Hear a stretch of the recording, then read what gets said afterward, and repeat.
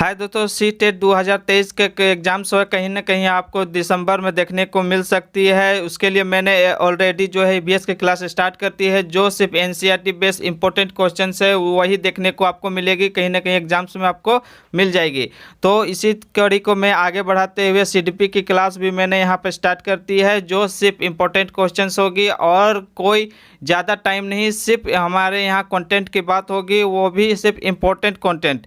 तो इसी कड़ी में जोड़ते हुए हम लोग आज का क्लास शुरू करते हैं सीडीपी की। यहाँ पर सीडीपी के यहाँ पर आप देख पा रहे होंगे, पहला क्वेश्चन यहाँ निकल के आ रहा है कि 5वीं कक्षा के दृष्टिबाधित विद्यार्थी, मतलब वे बच्चे जो देख नहीं सकते, उनके लिए क्या कहना है। देखिए यहाँ पर आपको सीडीपी का क्वेश्चन सॉल्व करते समय आपको इस बच्चे को जो है सेंटर में रखना होता है, बच्चे को ही सही दिखाना होता है उसको, और कभी भी बच्चे को जो है स्पेशल जो फील नहीं कराना चाहिए क्लास में कि वो दूसरे बच्चे से अलग है। उसको समान व्यवहार करना चाहिए, चाहे वो किसी भी डिसेबिलिटी से होता है। आप यहाँ देख पा रहे होंगे वो बच्चा क्या है, दृष्टिबाधित है, मतलब वो देखने में सक्षम नहीं है। तो उसके लिए देखिए यहाँ पर क्या है, को निचले स्तर के कार्य करने की छूट मिलनी चाहिए, को माता पिता और मित्रों द्वारा उसे दैनिक कार्यों को करने में सहायता की जानी चाहिए, या फिर के साथ कक्षा में सामान्य रूप से व्यवहार किया जाना चाहिए और सरल सीडी के माध्यम से सहायता उपलब्ध करानी जानी चाहिए। जैसा कि मैंने अभी कहा कि बच्चे के साथ हमेशा सामान्य रूप से व्यवहार करना चाहिए, उसे अन्य से अलग नहीं मानना चाहिए, और उसको जो बीमारी है उसको ट्रीटमेंट करते हुए टीएलएम का यूज करते हुए हमेशा उसको जो है पढ़ाई देना चाहिए, उसको पढ़ाना चाहिए। तो देखिए यहाँ श्रव्य सीडी के माध्यम से सहायता देना चाहिए, क्योंकि बच्चा देख नहीं सकता लेकिन सुन तो सकता है, तो उसको जो सुनने वाले उपकरण है उससे उसको पढ़ाना चाहिए। तो हमारा आंसर यहाँ निकल के आएगा पहला का ऑप्शन नंबर 3। चलिए अगली क्वेश्चन की तरफ चलते हैं। यहाँ पर हमारा अगला क्वेश्चन है, प्राथमिक स्तर पर एक शिक्षक में निम्न में से किसे सबसे महत्वपूर्ण विशेषता माना जाना चाहिए। दोस्तों अगर वीडियो अच्छा लग रहा हो तो कृपया लाइक और सब्सक्राइब जरूर कर दीजिएगा। हमारा ऑप्शन यहाँ पर पहला है कि पढ़ाने की उत्सुकता, धैर्य और दृढ़ता, शिक्षण पद्धति और विषयों में ज्ञान में दक्षता, अतः मानक भाषा में पढ़ाने में दक्षता।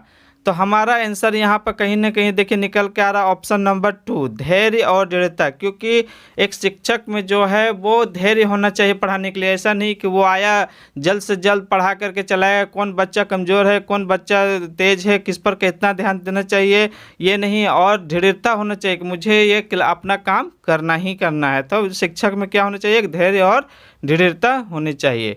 तो हमारा ऑप्शन नंबर यहाँ पर 2 आएगा, क्वेश्चन नंबर 2 का। चलिए अगली क्वेश्चन की तरफ चलते हैं। क्वेश्चन नंबर 3 है यहाँ पर, वह अवस्था। आपको अवस्था से क्वेश्चन एक देखने को जरूर मिलती है, डिसेबिलिटी से भी क्वेश्चन एक मिलती है। मैं सभी क्वेश्चन आपको करा दूंगा, आपको एग्जाम्स में कोई भी क्वेश्चन नहीं छूटेगा। वह अवस्था जब बच्चा तार्किक रूप से वस्तुओं और घटनाओं के विषय में चिंतन प्रारंभ करता है, संवेदी प्रेरक अवस्था में, औपचारिक संक्रिय अवस्था में, पूर्व संक्रियात्मक अवस्था में, या मूर्त संक्रियात्मक अवस्था में। तो हमारा यहाँ पर जो आंसर है वो निकल के आएगा मूर्त संक्रियात्मक अवस्था में। ऑप्शन नंबर 3 का आंसर यहाँ पर ये 4 होगा। क्वेश्चन नंबर 3 का आंसर हमारा ऑप्शन होगा 4। ठीक है दोस्तों, चलिए क्वेश्चन नंबर अब चलते हैं 4 की तरफ। देखिए हमारा क्वेश्चन नंबर 4 यहाँ पर है, सीखने की अंतर्दृष्टि सिद्धांत को किसने बढ़ावा दिया था। आपको थ्योरी से जो है मनोवैज्ञानिक से भी एक क्वेश्चन आपको कहीं ना कहीं देखने को मिलेगी, क्योंकि उससे आपको 3 से 4 क्वेश्चन आपको प्रत्येक सीडीपी एग्जाम्स में आपको देखने को मिलती है। मिनिमम 3 मैक्सिमम 5 से 6 जा सकती है। तो हमारा क्वेश्चन नंबर 4 है, सीखने की अंतर्दृष्टि सिद्धांत को किसने बढ़ावा दिया था। तो पहला गेस्टोल्ट सिद्धांतवादी, पावलोव, जीन पियाजे या वाइगोत्स्की। तो इसका जो हम किसने दिया था सिद्धांत, ये दिया था गेस्टोल्ट का। ये सिद्धांत है किसका है, ये है गेस्टोल्ट का। अंतर्दृष्टि सिद्धांत किसने दिया था, गेस्टोल्ट ने। ठीक है दोस्तों, नोट करते चलिएगा सभी क्वेश्चन। अगर आपको आंसर आता हो तो आप वीडियो को रोक करके आंसर दे दीजिए कमेंट में, इसके बाद आप आगे बढ़ सकते हैं। चलिए अगली क्वेश्चन की तरफ हम लोग चलते हैं। बच्चों में बौद्धिक विकास 4 विशिष्ट अवस्थाओं की पहचान की गई। क्वेश्चन नंबर जो 5 बोल रहा है कि बच्चों की बौद्धिक विकास की 4 विशिष्ट अवस्थाओं की पहचान की गई है, ये किसने दिया था। तो देखिए यहाँ पर कोलबर्ग द्वारा, एरिक्सन द्वारा, स्किनर द्वारा या पियाजे द्वारा। तो किसने दिया था ये बौद्धिक विकास की 4 विशिष्ट अवस्था किसने दिया था? ये दिया था पियाजे ने। किसने दिया था? पियाजे ने। अगली क्वेश्चंस की तरफ। हमारा अगला क्वेश्चंस है, निम्नलिखित में से किस अवस्था में बच्चे अपने समवयस्क समूह के सक्रिय सदस्य हो जाते हैं? बोल रहा कि वो कौन अवस्था है जिसमें बच्चा जो है अपने साथी के साथ उसमें घुल मिल जाता है, एक सदस्य ग्रुप बना लेते हैं। मतलब बोलना चाह रहा है कि ग्रुप कौन अवस्था में बच्चे बनाते हैं, ये क्वेश्चन पूछना चाह रहा। तो यहाँ पर किशोरावस्था, प्रौढ़ावस्था, पूर्व बाल्यावस्था या बाल्यावस्था। तो यहाँ पर आएगा वो क्वेश्चन का आंसर होगा हमारा यहाँ किशोरावस्था। क्या होगा हमारा यहाँ आंसर? किशोरावस्था। Option number A. Question number 6 का आंसर होगा यहाँ किशोरावस्था में जो बच्चे हैं वो ग्रुप बनाना शुरू कर देते हैं। चलिए क्वेश्चन नंबर 7 की तरफ चलते हैं। हमारा क्वेश्चन यहाँ पर है बच्चों, आप लोग अवस्था जरूर कर लीजिएगा, अवस्था से क्वेश्चन जरूर आती है यहाँ पर, और डिसेबिलिटी से भी क्वेश्चन आती है। मैं सभी टाइप के क्वेश्चन आपको करा दूंगा। बच्चों की सीखने की प्रक्रिया में माता पिता की भूमिका निभानी चाहिए। मतलब जब बच्चा सीखता है तो उसमें माता पिता की भूमिका कैसी होनी चाहिए पूछ रहा है। पहला है नकारात्मक, अग्रोन्मुखी, सहानुभूतिपूर्ण या तटस्थ। आपको याद रखना चाहिए, आपको किसी भी जो स्टेट का एग्जाम्स है उसमें कभी भी आपको नेगेटिव आंसर नहीं देना। नेगेटिव कब है? जब क्वेश्चंस आपको नेगेटिव पूछे तब। यहाँ पर हमेशा हमको पॉजिटिव की तरफ देखना है। तो हमारा यहाँ आंसर देखिए क्या होगा, माता पिता की जो वो भूमिका कैसी होनी चाहिए? अग्रोन्मुखी होनी चाहिए। ठीक है दोस्तों, हमारा यहाँ पर आंसर निकल के आएगा ऑप्शन नंबर 2। चलिए क्वेश्चन नंबर 8 की तरफ चलते हैं। विकास कभी न समाप्त होने वाली प्रक्रिया है, यह विचार किसने दिया था? मतलब जो है विकास जो है जन्म से लेकर मृत्यु तक चलते रहती है, ये कभी नहीं रुकती। रुकती क्या है? ग्रोथ जो है एक टाइम पीरियड पर रुक जाती है, लेकिन जो डेवलपमेंट है वो हमेशा चलते रहती है। आपको ठीक है दोस्तों। चलिए अगली क्वेश्चन क्या बोल रहा था कि विकास कभी न समाप्त होने वाली प्रक्रिया है, यह विचार किसने दिए? यह विचार किससे संबंधित है? अंतः संबंध सिद्धांत, निरंतरता संबंध सिद्धांत, एकीकरण का सिद्धांत, अंतःक्रिया का सिद्धांत। ये क्वेश्चन नंबर 8 का अच्छी तरह से आप लोग ध्यान से देखिए और इसका आंसर जो है देने की कोशिश आप लोग भी कीजिए।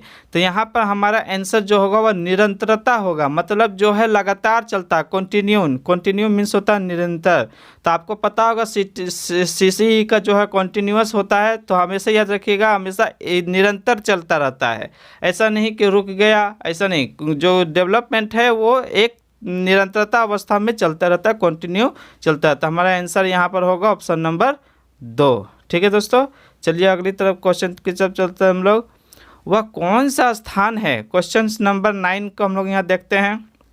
वह कौन सा स्थान है जहाँ बच्चे संज्ञानात्मक विकास को सबसे बेहतर तरीके से परिभाषित किया जा सकता है? मतलब वो विकास के बारे में पूछ रहा है। ठीक है, वो कौन सा जगह है? वो कौन सा जगह जहाँ बच्चा जो संज्ञानात्मक को बेहतर तरीके से सीखता है?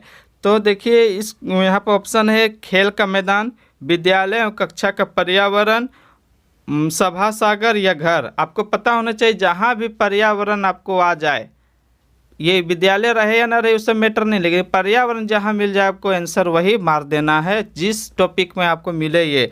क्योंकि बच्चे जो है वो पर्यावरण से जल्दी सीखते हैं, एक बंद कमरे से ज़्यादा आपको पर्यावरण में वो अपने आप को सीखते हैं अंतःक्रिया के द्वारा, जिसको बोला जाता है बच्चे खुद करके सीखना। ठीक, इस अवस्था को ठीक पर्यावरण जहाँ भी मिला आपको टिक मार देना। तो क्वेश्चन नंबर 9 का आंसर हो जाएगा 2।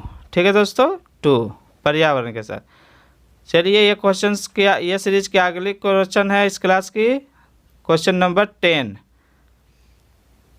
देखिए क्वेश्चन नंबर 10 है, निम्न में से कौन सी बुद्धिमान बच्चों का लक्षण नहीं है? यहाँ पूछा नेगेटिव क्वेश्चन पूछा दोस्तों, याद रखिएगा नेगेटिव है तो हमको ऑप्शन भी नेगेटिव भी खोजना होगा आंसर में।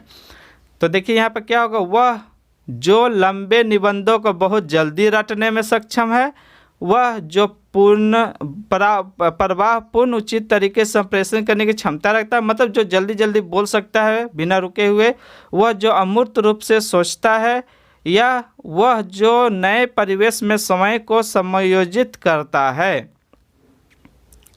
तो देखिए हमारे यहाँ पूछा है नेगेटिव, याद रखिएगा दोस्तों नेगेटिव पूछा है तो हमको नेगेटिव ही आंसर इसमें निकालना होगा तभी जाके सही होगा। तो देखिए यहाँ बाकी सब सही है, यहाँ पर संप्रेषण की क्षमता प्रभावपूर्ण होना चाहिए, अमूर्त होना चाहिए, और जो है स्वयं को समायोजित कर ले, ये भी सब सही है, ये तीनों सही है। लेकिन यह जो रटना जो है आपको पता होगा ये नेगेटिव वर्ड है, और नेगेटिव वर्ड जहाँ दिखे उसको काट देना चाहिए। तो आपका आंसर जो है वो आएगा यहाँ ऑप्शन नंबर 1। ठीक है दोस्तों, क्वेश्चन नंबर 10 का जो है आंसर होगा 1, क्योंकि नेगेटिव पूछा था, नहीं है तो रटना नहीं होता है।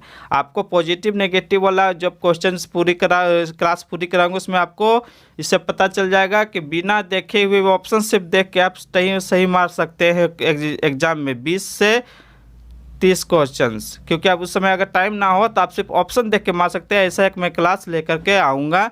अगर आपको वीडियो अच्छा लगे तो कृपया लाइक और सब्सक्राइब जरूर कीजिएगा। चलिए मिलते हैं अगले क्लास में इसी सीरीज में सिर्फ इम्पोर्टेंट क्वेश्चन के साथ। कोई टाइम वेस्ट नहीं, सिर्फ क्लास। थैंक यू, धन्यवाद।